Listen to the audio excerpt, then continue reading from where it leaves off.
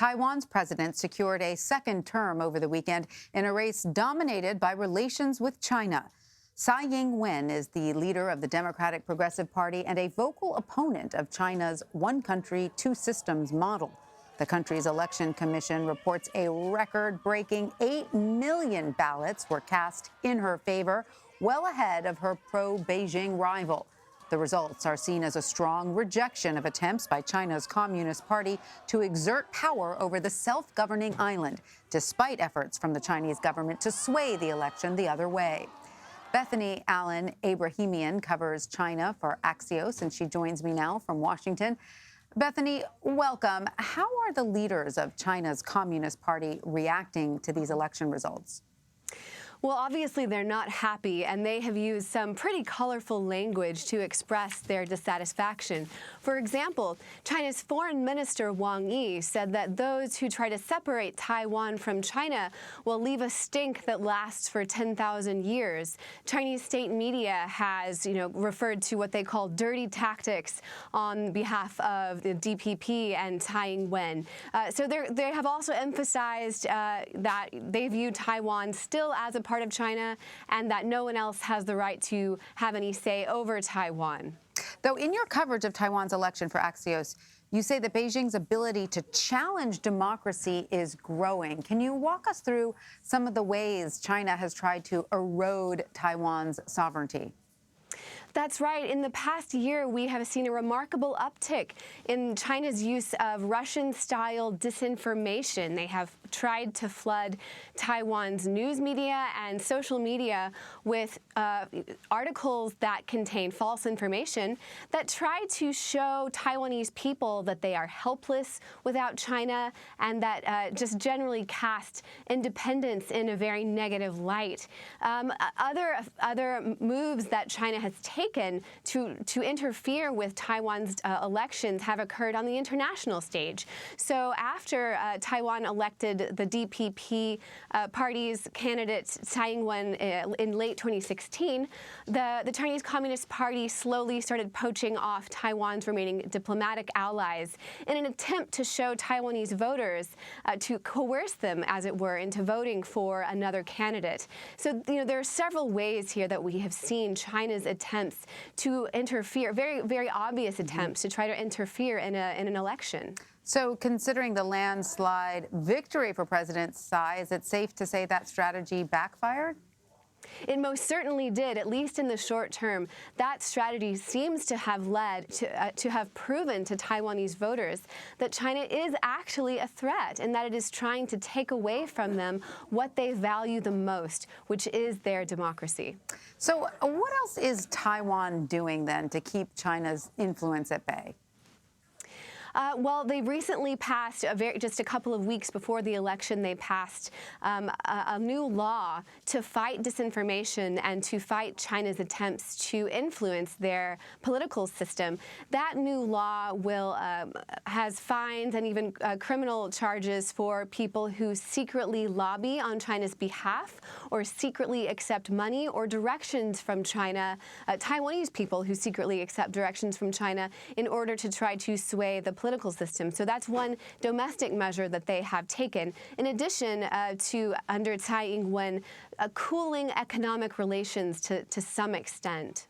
Now, President Tsai's victory comes after more than 6 months of violent unrest between Beijing and pro-democracy protesters in Hong Kong. So, Bethany, what impact did that situation have on the people of Taiwan? What that did was effectively prove that the one country, two systems model will not work and is not working. Now, it's important to understand that Hong Kong and Taiwan are in a different situation. Hong Kong is formally a part of China. No one disputes that. Taiwan is functionally independent. It has its own government. It has its own military.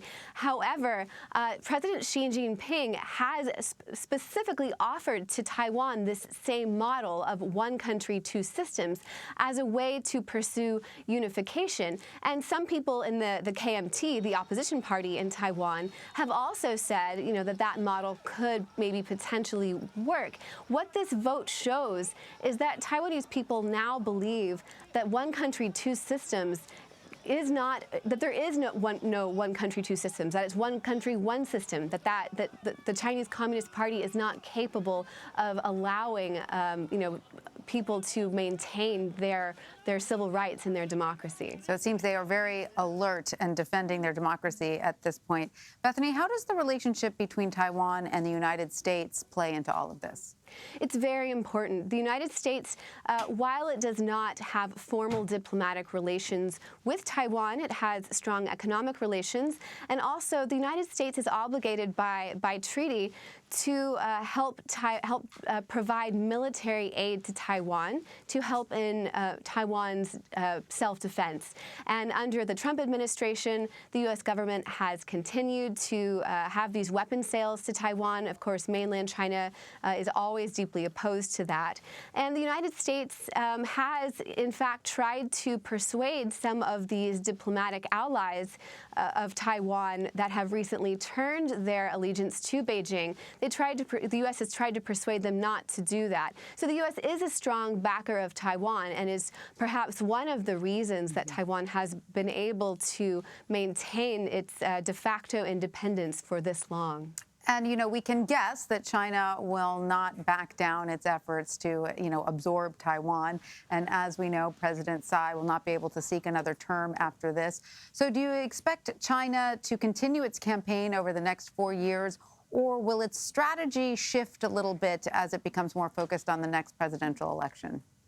Well, there's two things that we should look at. First of all, Chinese President Xi Jinping has set the year 2049 as a goal for Taiwan's unification with the mainland. So he has a long view, 29 years. That's a long time in terms of political cycles.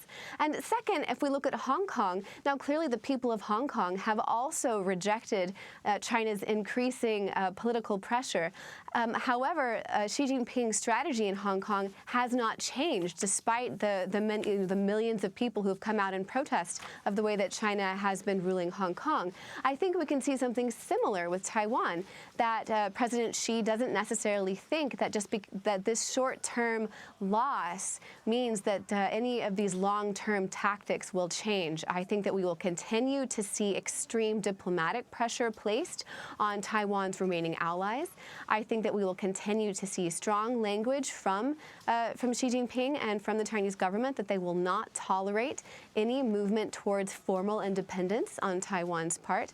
And I think we will continue to see disinformation and other forms of political meddling in Taiwan. All right, Bethany Allen-Ebrahimian of Axios, thank you so much for joining us. Thank you so much for having me.